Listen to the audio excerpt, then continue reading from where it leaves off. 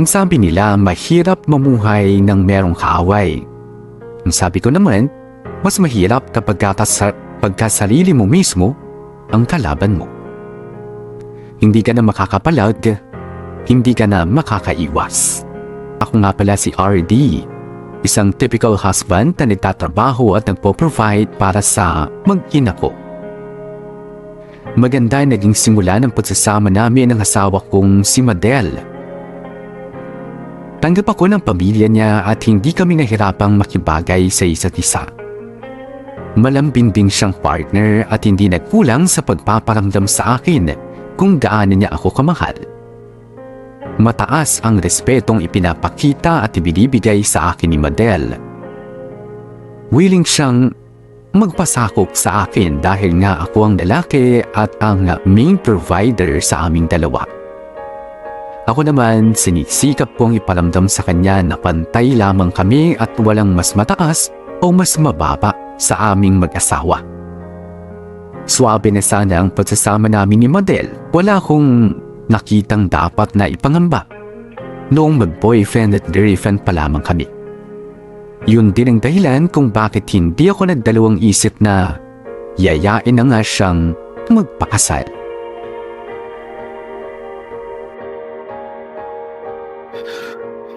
Nakahanda na kaya si Madel? Siguro naman oo. Kakalaman na. Tao po. Tao po. Oh mahal, ikaw pala. Sana dumiretso ka na lang sa loob. Hindi naman nakalak yung pinto eh. Medyo nahihiya pa eh. Sus, ikaw talaga? Bakit ka mahihiya? Parte ka na naman ng pamilya. Medyo naninibago pa po eh. Nako, dapat masanay ka na, ha? Opo.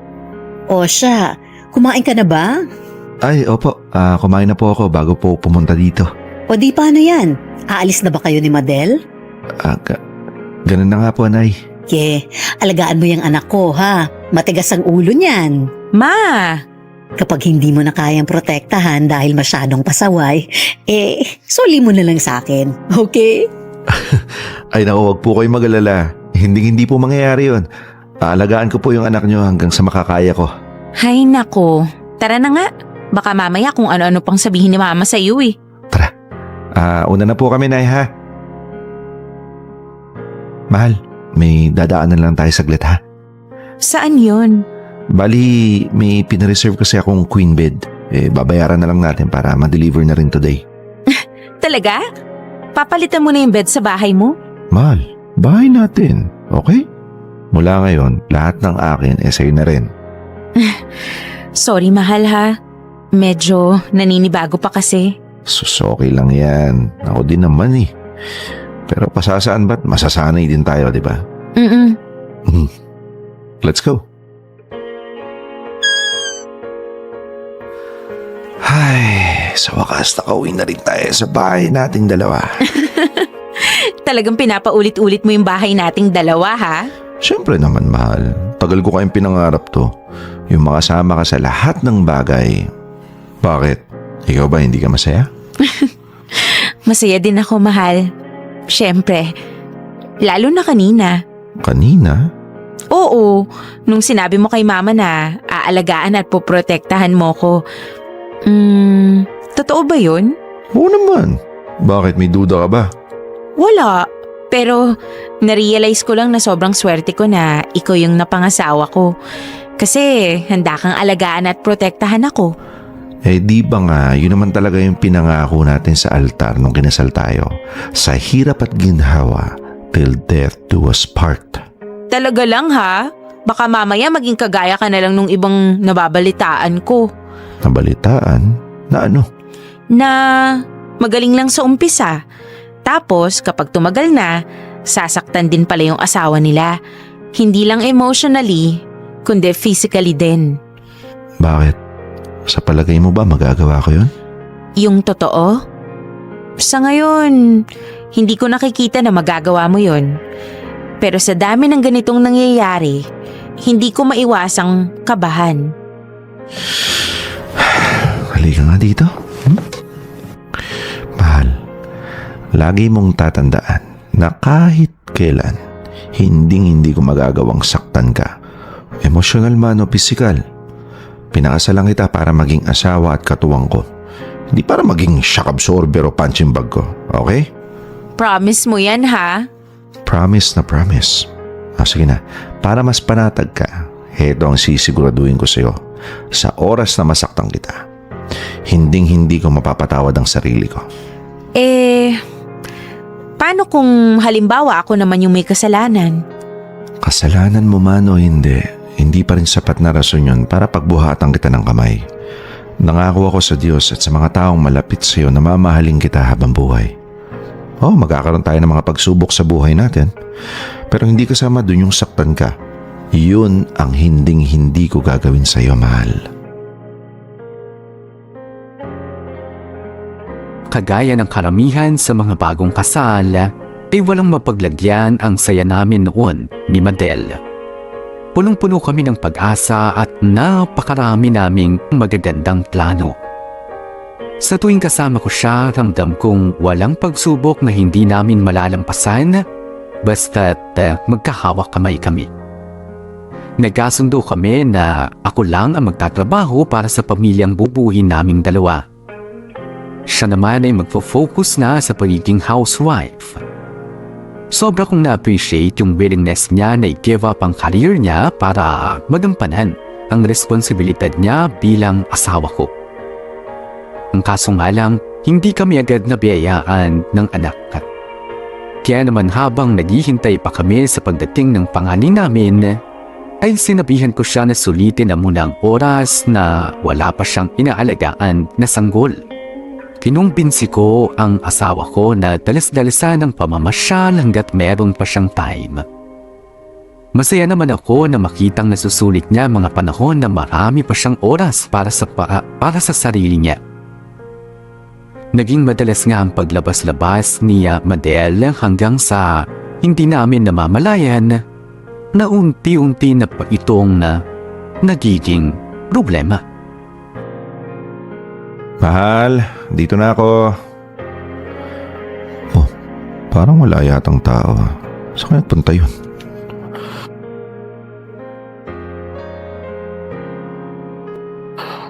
Wala din dito sa kwarto. Anong oras na? Ba't di pa umuwi yun? Tawagan na nga lang.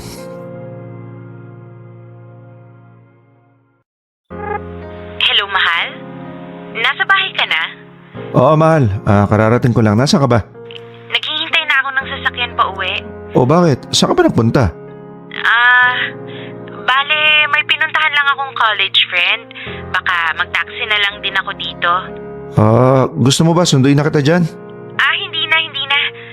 Pahinga ka na lang dyan, okay? Alam kong pagod ka rin sa work eh. Huwag kang mag-alala. I-update kita from time to time.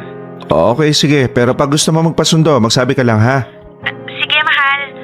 Kumain ka na ba? Hindi pa nga eh. May niluto akong ulam dyan. Initin mo na lang sa oven. Hindi mo ako sasabayin mag-dinner? Hindi na, mahal.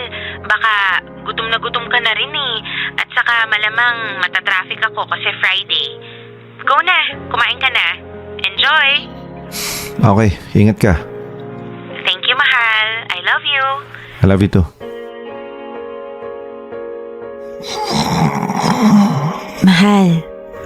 Mahal, nandito na ako. Mahal, diyan ka na pala. Sorry, ginabi na masyado. Sorry, hindi na kita nahintay. Pagod na ako eh. Okay lang yun, mahal. Sorry din ha. Ang hirap makakuha ng taxi eh. Gusto mo kumain? Pagsando kita? Hindi na, mahal. Magsha-shower lang ako saglit din. Matutulog na rin ako. Okay.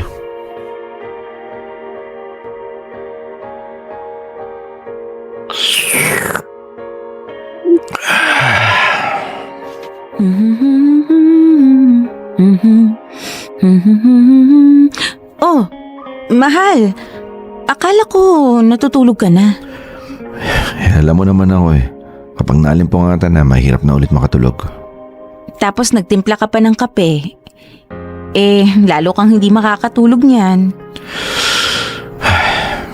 Bakit mahal? May problema ka ba? Hindi, wala naman. Parang napaisip lang kasi ako. Napaisip? Parang napapadalas na kasi yung mga paglabas-labas mo eh. Tapos hindi ka na nagsasabi sa akin sa tuwing may lakad ka. Sorry mahal ha.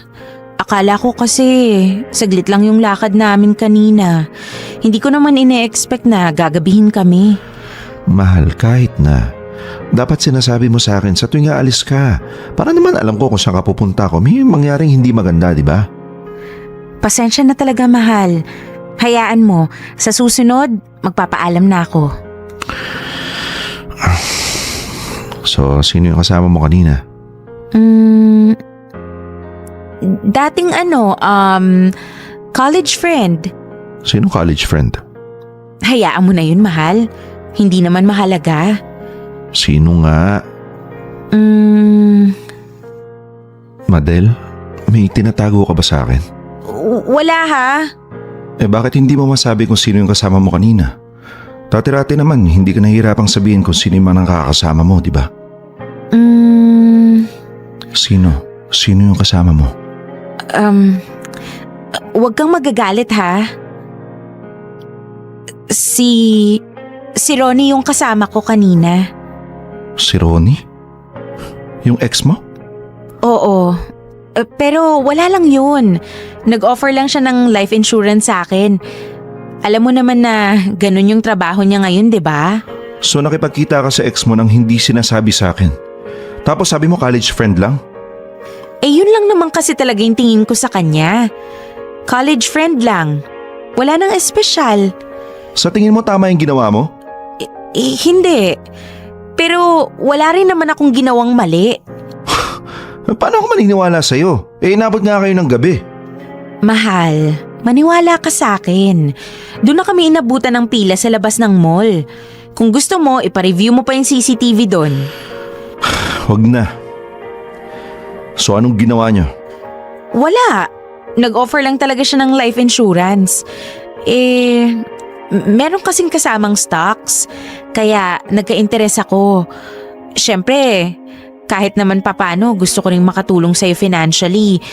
Lalo na nasa bahay lang ako, di ba? Baka naman may gusto pa sa'yo yung Ronnie na yon, ha? Wala na mahal. Friends na lang talaga kami. Alam naman niyang kasal na tayo at masaya tayo sa buhay natin. Wala kang dapat ipag-alala, okay? Sige. Para naman mapanatag ako, ganito na lang. Lahat ng transaction nyo na may kinalaman sa insurance na yan, dapat palagi akong kasama. Okay ba yan? Oo naman. Walang problema. At ayaw na ayaw ako makipagkita ka pa ulit sa kanya. Pwede? Yes, mahal. Ay, sorry kung nasaktan ka sa ginawa ko ha. Pero promise, wala na talaga kaming ibang agenda ni Ronnie. Mahal na mahal kaya kita. Naniniwala naman ako sa'yo, mahal. Pasensya na rin kung masyado ako nagdududa. Nag-iingat lang ako. Sa iyo ako may ibang umaligid sa'yo. Kung meron mang kahit maliit na pwedeng makasira sa relasyon natin, hanggat maaga pa lang, uunahan ko na. Naiintindihan ko, mahal. At huwag kang mag-alala. Walang sisira sa ating dalawa. Hinding-hindi rin ako papayag na mangyari yon. Halika na. Tulog na tayo. Sige, mahal. Mauna ka na. Uubusin ko lang tong iniinom ko. Susunod din ako agad. Okay. Hihintayin kita ha.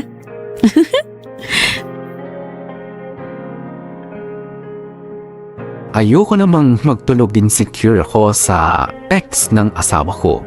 Pero para sa akin, hindi magandang nakikipagkita pa ang isang tao sa dati niyang asintahan. Regardless kung may ginagawa silang masama o wala. Naging vocal ako sa asawa ko pagdating sa usapin na yun. Although, naniniwala din naman ako na wala siyang balak na magloko o mangaliwa. At tinupad niya naman ang usapan namin na isasama ako sa lahat ng transaksyon nila ni Ronnie. Mula noon ay mas napanatag na nga ang loob ko at hindi na muling nakaramdam ng selos o insecurity sa ex-boyfriend ng asawa ko. Kaso nga lang, habang tumatagal, mas lumalala ang paglabas-labas ni Madel. Dumarating nga yung mga pagkakataon na halos madaling araw na siya kung umuwi. Hinayaan ko na lang muna dahil alam kong kapag ka nagkaroon na kami ng anak ay hinding-hindi niya na magagawa yon. Pero nagkamali ako. Makalipas ang ilang buwan, nagdalang tao si Madel at isinilang ang panganay namin. Akala ko magiging focused at hands-on mom si Madel dahil yun naman ang pinaghandaan namin ng matagal na panahon. Ang hindi ko lang inaasahan, lalo palang lalala ang hindi magandang habit ng asawa ko. Kahit pa nga meron na siyang panibagong mas malaking responsibilidad bilang ina.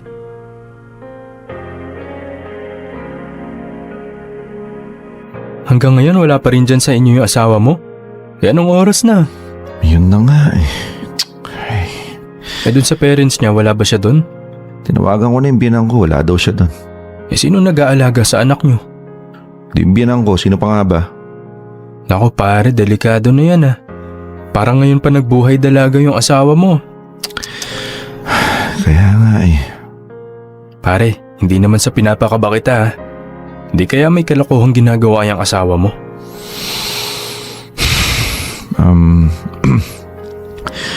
Sige na pre, alis muna ako ha. Kukunin ko lang yung panganay ko. Sige pare, ingat ka. Pag kailangan mo ng kausap, tawag ka lang. Salamat.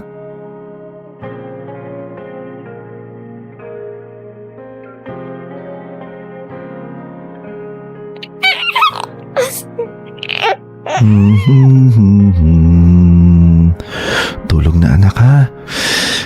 Pasensya na, wala pa yung mama mo eh ha. Ano? Uy ka na kita ha. Ayun. Himbing ng tulog ng anak ko ha. Ay, diyan ka lang muna anak ha. Tatawagan ko lang yung mami mo. Mahal? Saan ka galing? Bakit ngayon ka lang? Napasarap lang sa kwentuhan, love. Si baby, tulog na? Oo. Kinailangan ko pang sunduin kila nanay kanina. Sorry mahal ha. Hindi kasi ako nakapagpaalam kaagad sa mga kaibigan ko kanina. Ito nga tayo mag-uusap sa kusina. Sa kusina? Oo, para hindi mabulabog yung tulog ni baby. Okay. Anong pag-uusapan natin, mahal? Ano sa palagay mo? Sa dalas ng paglabas-labas mo, hindi mo pa rin alam kung bakit kailangan natin mag-usap? Oh, easy ka lang. Masyado ka namang gigil eh. Paano ako hindi manggigigil, Madel? Iniwan mo yung anak natin kila nanay. At saka para ka nang iwan na lang ng alagang aso dun. Eh si mama naman yun. Hindi naman siya ibang tao eh. Kahit na, hindi pa rin tama na iwan mo yung anak natin sa kanila habang ikaw gumagala lang. Ay, okay, sorry. Patanong nga kita. Handa ka na ba talaga maging ina, ha? Anong klaseng tanong yan? Kasi kung kailan nagkaanak tayo, saka ka nagbuhay dalaga. Yung totoo, handa ka na ba talaga sa buhay may pamilya? Sino yung mga kasama mo kanina? Mga kaklase ko dati. Take note ha. Mga, ibig sabihin marami kami. At saka si Ronnie. At talagang proud ka pang aminin na nakipagkita ka sa ex mo, no? Di ba nga kakasabi ko lang, marami kami.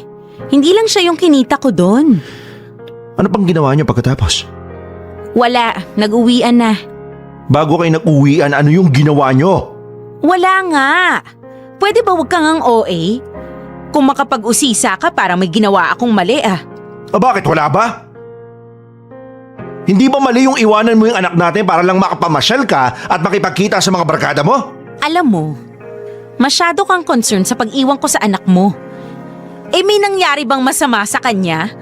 Wala naman, 'di ba? Anak natin, Madel. Hindi anak ko lang. Anak natin na sana hindi na lang pinanganak kahit kailan.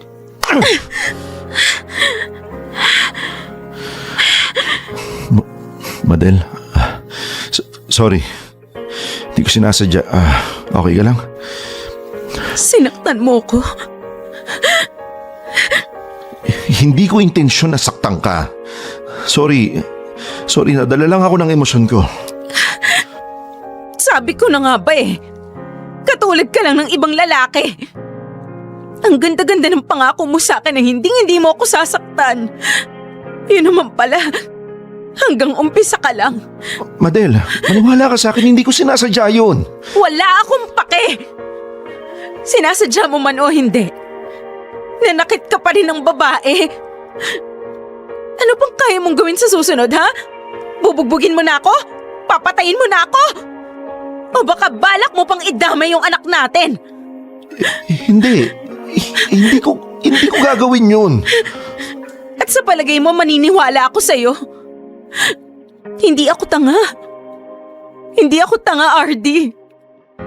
Hindi ako tanga! Gusto ko lang muna sanang klaruhin sa inyo once and for all na walang intensyon na mangaliwa o bumalik sa ex niya ang asawa kong si Madel. Nararamdaman ko na tapat siya sa akin. Pero hindi sapat yung pakiramdam lang. Kaya naman nagtanong-tanong ako at ako mismo ay nagmatsyag. Kinausap ko ang mga kaibigan niya. Kahit yung mga messages sa phone niya ay binasa ko. Never naman siyang nagtago ng password sa akin o kung ano paman. Pero alam niyo ba kung ano ang dahilan kung bakit siya nakikipagkita sa mga naging ex niya? Yun ay ang para ipamukha kanila na may taong nagmamahal sa kanya ngayon at nasa isang healthy at stable marriage siya. Alam ko, hindi pa rin tama yung motivation na yun.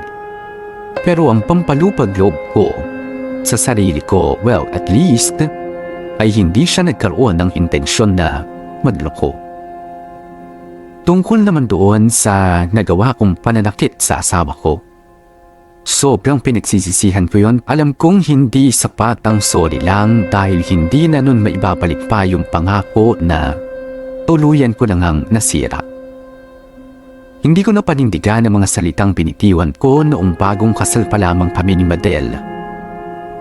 Sinaptan ko ang babaeng ipinangako kong poprotektahan ko hanggang sa dulo ng aking buhay. Umuwi muna pansamantala si Madel sa mga magulang niya at iniwan ako. Hindi ko siya masisisi sa ginawa niyang desisyon. Tama lang naman na iwanan ng isang lalaking kagaya ko na nagawang manakit ng isang babae. Pero hindi pa rin ako nagsawa sa paghingi ng tawad sa kanya. Halos araw-araw ko siyang tinatawagan para magsorry. Kung ano-anong paraan ang naisip kong gawin para lang patawarin ako ng asawa ko. Ilang buwan na naging ganun ang setup namin hanggang sa ako na rin mismo ang sumuko. Hindi dahil sa napagod akong humingi ng sorry kundi dahil na-realize ko na hindi ko deserve ang pagpapatawad. Naging malungkot at miserable na ang buhay ko. Mag-isa ako sa bahay at isang beses sa isang linggo kung bisitahin ko ang anak ko. Ganun pa man, hindi pa rin ako nagkulang sa pagpo-provide ng mga pangangailangan ng mag-ina ko. Siguro nga hanggang doon lang ako magaling sa pagpo-provide para sa kanila. Pero hindi ko maituturing ang sarili ko na ulirang ama o asawa. Hindi ako magiging magandang halimbawa sa anak ko, kaya mas mabuti pang magpakalayo-layo na lamang ako sa kanya at mamuhay ng mag-isa.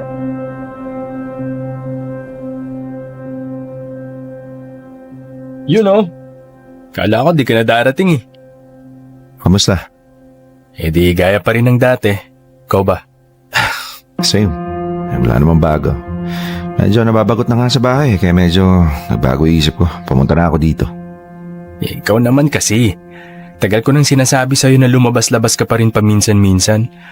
Ilang beses na kitang inaya, ikaw lang naman itong may ayaw. Di ba pangit tingnan na may asawa na ako tapos pumupunta pa ako sa mga gantong lugar? Sus, marami naman dito may asawa na.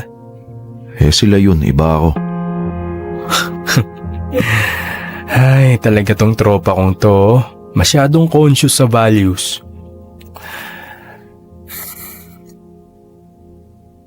Titig na titig ka sa cellphone mo ah. Ano meron? Wala. Wala naman. Nagchat-chat pa rin sa'yo si Madel? Oo eh. Eh ba't kasi hindi ka nalang pumayag na makipagbalikan? Ewan ko. Parang hindi tama eh. Siya na nga yung nakikipagbalikan sa'yo eh. Handa ka na ngang patawarin nung tao eh. Ayaw mo pa. Siya handa nang patawarin ako pero ako hindi ko pa rin napapatawad yung sarili ko. Eh, hindi mo naman kamo sinasadya na mapagbuhatan siya ng kamay, di ba? Hindi. O yun naman pala eh. At saka kasalanan niya rin naman eh. Masyado siyang nagbubuhay dalaga kahit may anak na kayo. Eh kahit na, kasalanan man niya o hindi pa rin tama na saktan ko siya. Ikaw naman, masyado kang harsh sa sarili mo. Alam mo minsan, matuto ka rin patawarin yung sarili mo. Yun ngang nagawan mo ng atraso, handa kang patawarin eh. Siguro, darating din ako dyan. Pero hindi pa ngayon. Kasi sobrang pinagsisisihan ko talaga yung nagawa ko eh. So, ang sinasabi mo sa akin, balang araw babalikan mo rin si Madel. Kaso hindi pa ngayon. Eh paano kung makahanap ng iba yung asawa mo? Hindi ganun yun. Patatawarin ko lang yung sarili ko. Balang araw. Pero hindi ibig sabihin nun magmamahal na ulit ako. Kasi pagkatapos ng nagawa ko parang hindi ko naman deserve na magmahal ulit. Hindi ko deserve na mahalin ulit.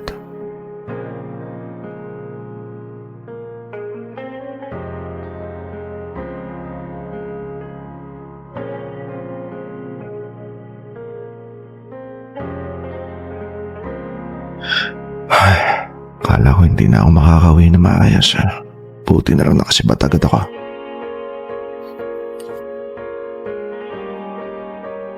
Hi. Madel? Para ka namang nakakita ng multo. Sorry, hindi ko lang inaasahan eh. Saan ka galing? Nag-unwind ka? Oo, bali, konting pangin lang. Alam mo na. I see. Nice. I'm happy na unti-unti ka nang bumabalik sa normal.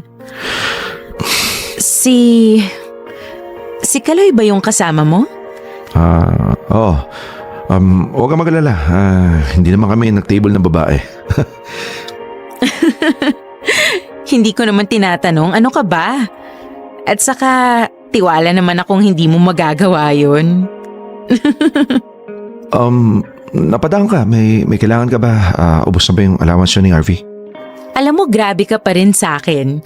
Pinuntahan lang kita, kailangan ko na kaagad ng pera. Sorry. So, bakit nga? Hindi mo ako papapasukin man lang.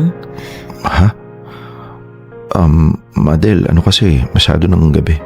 Oh, ano naman? Asawa mo naman ako ah. Kaso, Madel, hindi pa ako handa eh.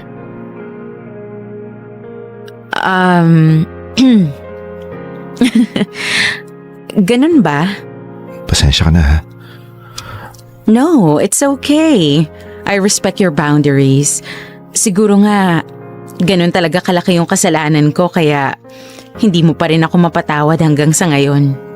No, hindi ganun yun. Hindi ikaw yung hindi ko kayang patawarin, kundi yung sarili ko. Ay, RD, napatawad naman na kita. May dahilan naman kung bakit mo ako nasaktan nun. Walang sapat na dahilan para manakit na babae, lalo na kung asawa mo. Kasi hindi lang naman ako sinangako na hindi kita sasaktan ulit. Nangako din ako sa sarili ko. Masyado na ba akong nagiging makulit? Hindi naiintindihan ko naman kung gusto mo nang buuin ulit yung pamilya natin kasi yun naman talaga yung tama. Kaso sa ngayon, hindi pa ako handa eh. Natatakot kasi ako na baka magkamali na naman ako. Ay, okay. Naiintindihan ko. Pasensya ka na, Madel ha. Huwag kang mag-alala. Hindi ko pa rin kayo pababayaan ni Harvey. Ipoprovide ko pa rin lahat ng pangangailangan nyo at dadalasan ko yung pagpunta sa kanya para naman hindi siya lumaki nang hindi ako nakakasama. Well, I guess Ganun na lang muna siguro talaga. Hanggang sa maging ready ka na. Pero sana RD, dumating na yung araw na mapatawad mo na ako. Na mapatawad mo na yung sarili mo. Sana maging buo na ulit yung pamilya natin. Alam kong marami sa inyo ang maguguluhan sa takbo ng utak ko. Noong una, halos mabaliw ako sa pag-iisip ng paraan para humingi ng sorry sa asawa kong si Madel. Ngayon naman, siya na mismo yung handang magpatawad para lang maging maayos na ulit ang pamilya namin, pero ako tong may ayaw. Ewan ko ba, pero pakiramdam ko kasi hindi lang isang simpleng pagkakamali yung nagawa ko sa kanya at para sa akin ay wala na yung kapatawaran pa. Kung ang ibang tao ay handang magpatawad ng mga nakasakit sa kanila para lang sa ikagaganda ng pamilya nila, ako naman hindi ko mapatawad ang sarili ko. Para saan pa? Kasi ang pagkakaroon ng isang pamilya na mukhang buo kung titingnan, pero ang padre de familia naman ang mismong sanhi ng lamat. Hindi ko lang basta sinaptan ng pisikal ang asawa ko, sinira ko rin ang pangako ko sa kanya at sa Diyos na hindi ko siya sasaktan kailanman. At higit sa lahat, ang pakiramdam ko ay nagkasala ako sa sarili ko. At kahit ano pang gawin ko, alam kong hindi ko na deserve ang mahalin at magmahal muli.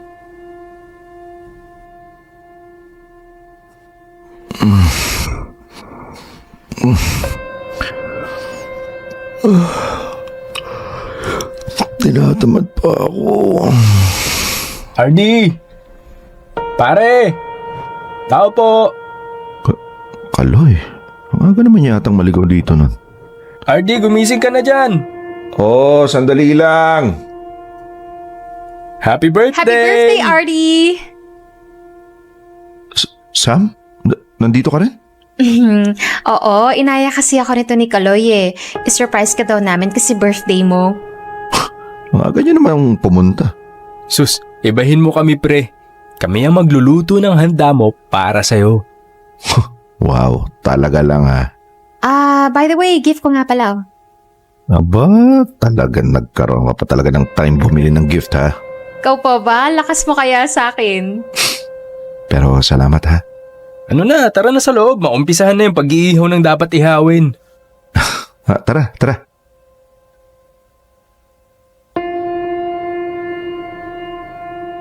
Kain na!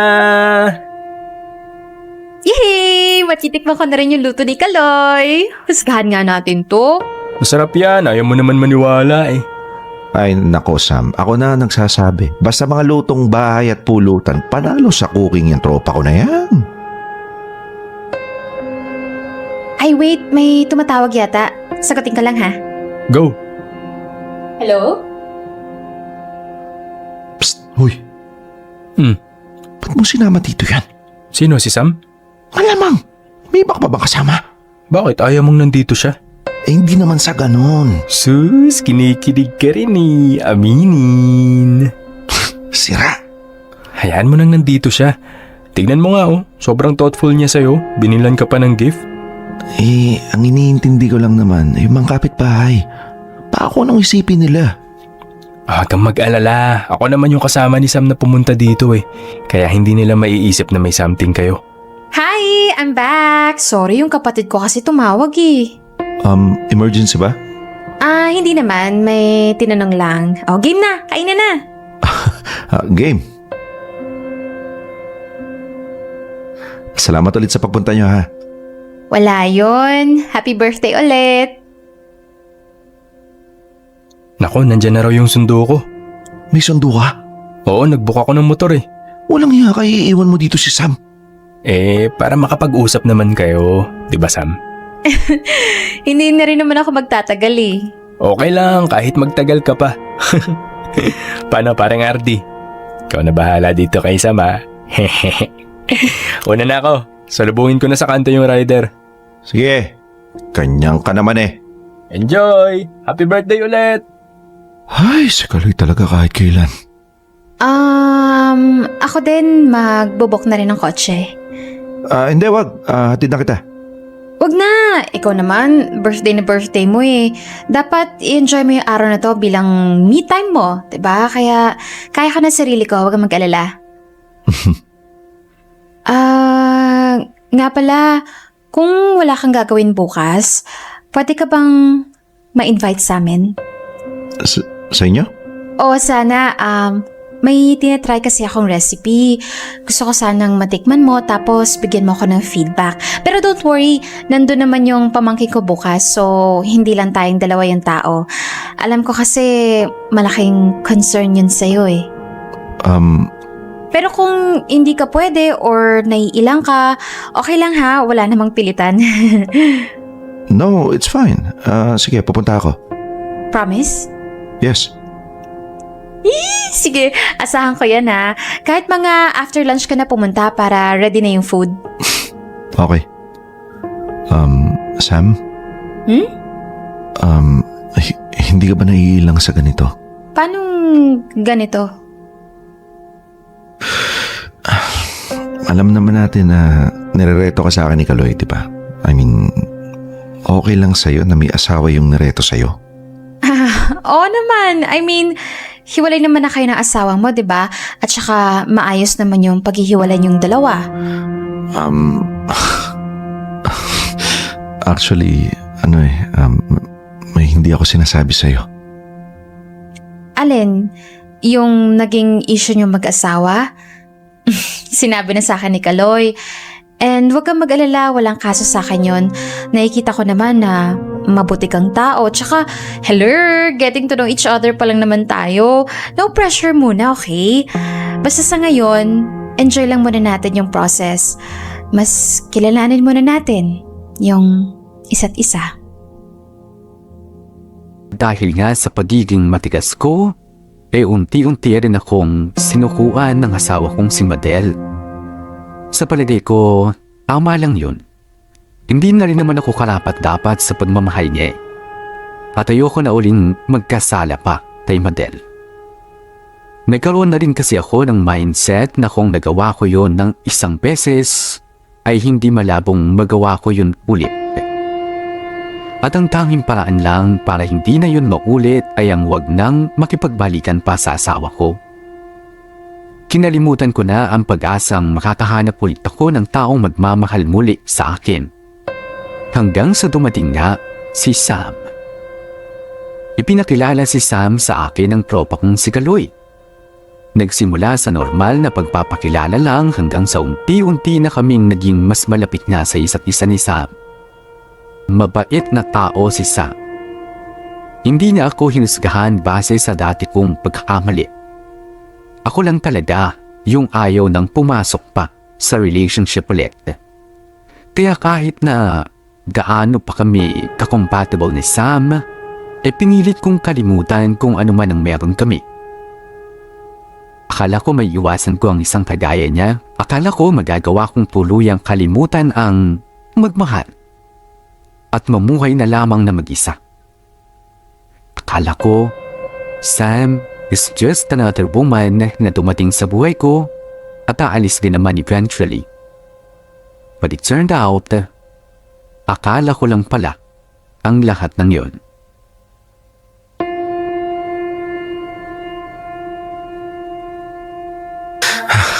Sam, Ooh, there you are. sorry na late. Dami pa kasing tinapos sa office eh. No worries. Kaya lang umorder na ako ha. I hope it's okay. Oo naman, walang problema. Don't worry, may kihati naman ako sa bill. No need. Ako yung lalaki, kaya dapat ako na yung bahala sa gastos. No, I insist. Palagi nang ikaw ang taya eh, kaya hayaan mo ako makihati naman ako paminsan-minsan. At isa pa, ako naman yung nag-aya eh. Okay. Nga pala, sabi mo may sasabihin ka? Yes, pero mamaya na lang after natin kumain. Sige. Order ka muna, baka may gusto ka pa. Okay. Nandito na tayo sa inyo. Thank you ha sa paghatid and for the date. Wala nga naman. Salamat din for spending time with me. Kaso natapos na yung date natin, hindi mo pa rin nasasabi kung ano yung gusto mong sabihin.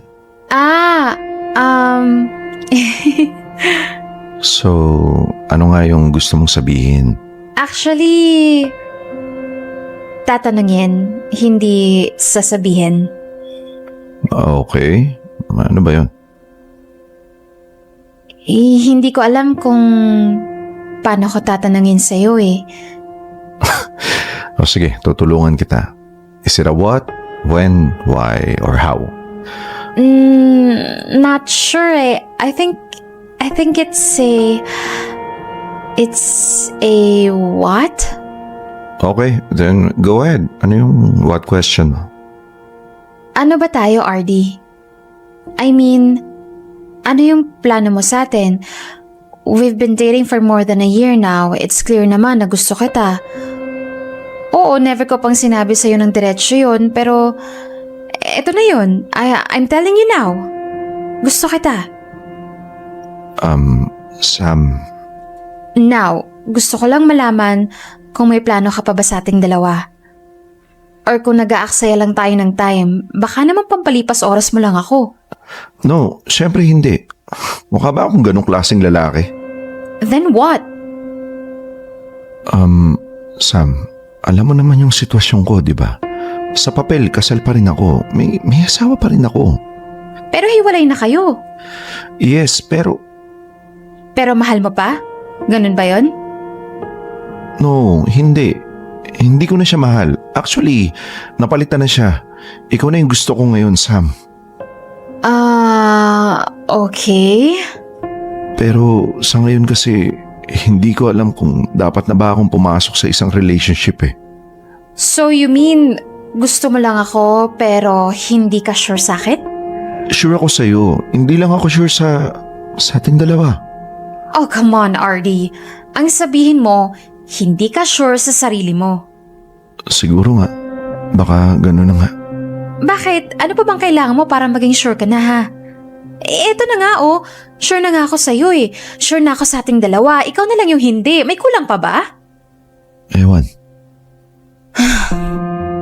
Sige, ganito na lang. Mag-isip-isip ka muna. Hindi kita guguluhin. Hindi kita kukontakin. Saka mo na lang ako kausapin kapag sure ka na. But please, don't ever reach out to me kung babalik lang din tayo sa ganito. Wag na wag kang magpaparamdam ulit sa akin nang hindi ka pa sigurado.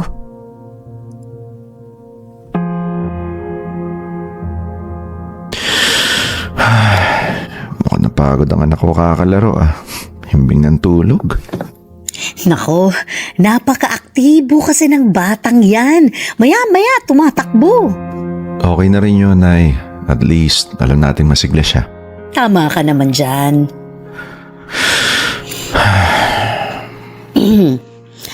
Alam mo, kanina ko pa napapansin na parang ang lalim ng iniisip mo. Po, nahalata niyo rin pala. Kahit sino naman mahahalata eh. Alam mo, may bago ng boyfriend si Madel. Po, Ang sabi ko, may bago nang nagmamahal sa kanya ngayon. talaga po? Kaya ikaw, maghanap ka na rin ng magmamahal sa'yo. Deserve niyo pareho ang sumaya. Kaya lang, Nay, si RV po. Maiintindihan niya naman yan balang araw. At saka, huwag ka mag-alala. Di naman siya binibrainwash ni Madel. Subukan niya lang kung di makakatikim siya sa akin. Kahit anak ko siya, hindi ko siya kukonsintihin kapag may ginawa siyang mali. Salamat po. At yung dahilan ng paghihiwalay niyo, alam kong hindi lang ikaw ang may mali. May mali din naman ang anak ko. Pero alam niya na yon at nagsisi na siya. Ang mahalaga, napag-usapan niya na ng maayos. Sobrang minahal ko po si Madel. Minahal. Ibig sabihin, tapos na. At kapag tapos na ang isang bagay, hindi na dapat binabalikan pa. Nay, Alam namin ni Madel na may bago ka na, RD. Babae kami. Nararamdaman namin yan. Pero alam din namin na mabuti kang tao at inaalala mo yung iniisip at sasabihin ng iba. Ako na magsasabi sa'yo, hindi yun mahalaga. Ang mahalaga, masaya ka. Okay lang po sa inyo? Oo naman, mas gusto kong makita na nakakausad kayo sa kanya-kanya niyong buhay kesa naman mapako kayo sa isa't isa. Ang pakiusap ko lang, wag na wag niyong pabayaan ang apo ko, ha? Opo, makakaasa po kayo. Oh, ano pang inaantay mo? Kausapin mo na yung Sam. Alam niyo po, Sabi ko naman sa'yo mga babae kami. Likas sa amin ng pagiging chismosa, kaya alam namin yan. Huwag mong alalahanin si Madel. Masaya na yun sa iba, kaya dapat maging masaya ka din, ha? salamat po. Salamat talaga, Nay. Walang anuman. Alis lang po ako saglit, ha? Oh, sige na. Mag-iingat ka. Opo. Hello? RD? Di ba sabi ko wag mo muna akong kontakin kung hindi ka pa sigurado? Sam, pwede ba tayo magkita?